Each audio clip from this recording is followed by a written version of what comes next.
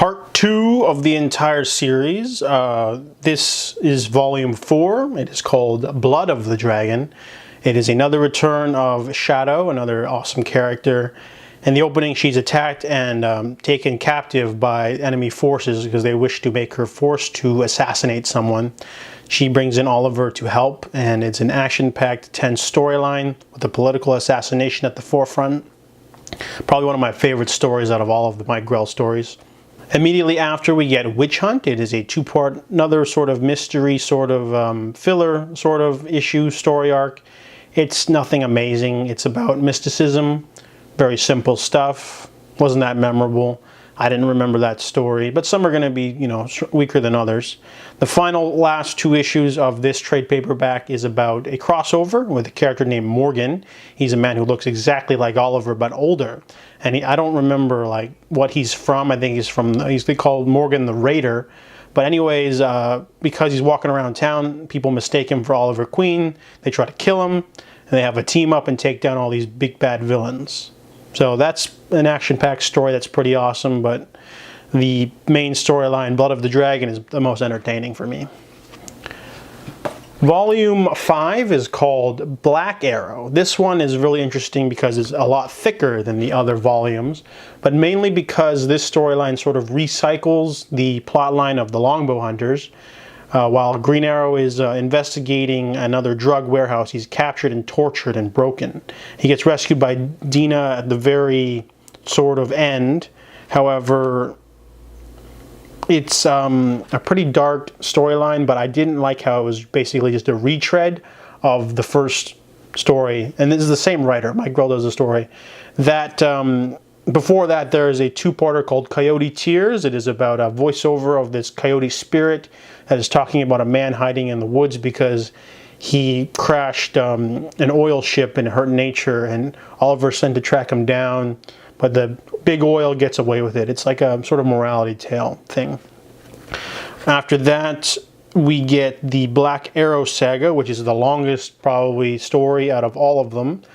Oliver is broken, so he goes to psychiatry in order to help. An old character comes back to help him.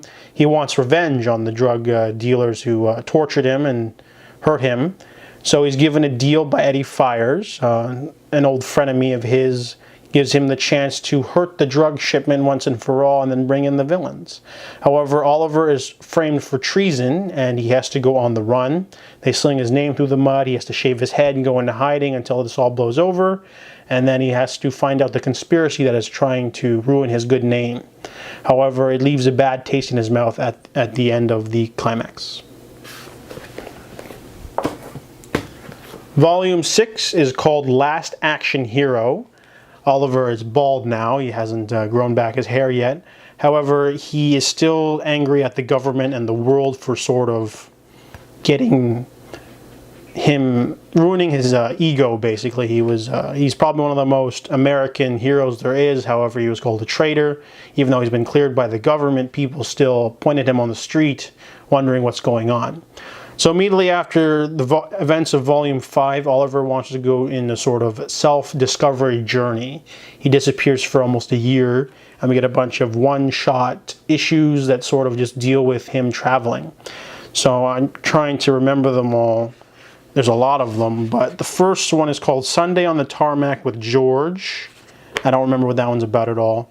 Spirit Quest has him going into the mountains to find out about himself. It's a weird sort of poetry-filled fever dream of sorts. My favorite storyline out of this one is probably the one where he stumbles onto a film set. He has to learn about the film industry a little bit. They're filming in Canada and he's wandered there. He meets an old friend and he meets a new one. They hit it off, but he finds a sinister secret about this new friend of his, and he ends up going to Ireland to deal with that. Then the last one is Oliver going to Africa. He is asked to go there to stop poachers with other mercenaries.